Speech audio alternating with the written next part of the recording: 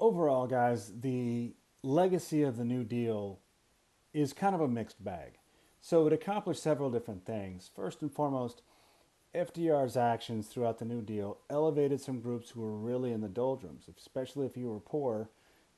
The New Deal gave you an opportunity to kind of restart and hit the reset button.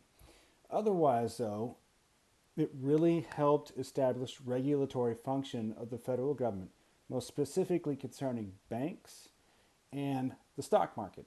So, because you now have the SEC putting parameters on the way that stocks are traded and ending speculation and things along those lines, you actually have barriers in place. You can play those bowling bumpers, if you will. And the FDIC ensured that you would get at least a certain amount of money back should your bank fail. So it's protecting people from the failures of the system. Otherwise, though, the New Deal's biggest legacy was that it created the premise for today's welfare state. That is, the federal government ensuring that the elderly and otherwise retired or incapable slash disabled have sustenance that they could rely upon. So when it comes to things like Social Security or unemployment insurance or disability insurance, that generally is subject to a small pocket of the population. That has since been expanded. In the decade of the 1960s, we'll talk about that. But the legacy of the New Deal is that it took people's welfare into account and established federal pull for it.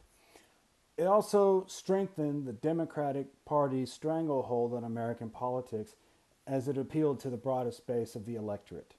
So, those are some of the biggest successes of the New Deal. However, it wasn't the New Deal that would eventually pull the United States out of the doldrums of the Depression. It would be something even bigger and greater on a bigger scale that would promote factory growth, need, and country unification to accomplish all of those things. You may have already guessed, I'm talking about World War II. It's not the New Deal that ended the Depression. It was the economic boom brought on by the need for production so as to win the war that America will eventually become involved in very heavily. On two fronts, mind you. We're going to talk about that in the next chapter. Otherwise, though, undoubtedly, the New Deal changed American politics and Americans and our federal government's involvement in everyday life. Many discussions exist today between how much involvement should our government have and whatnot. But at a time of necessity, like our Great Depression, it was necessary for the federal government to step in and spend money to boost economic productivity. You are seeing that today with the coronavirus legislation.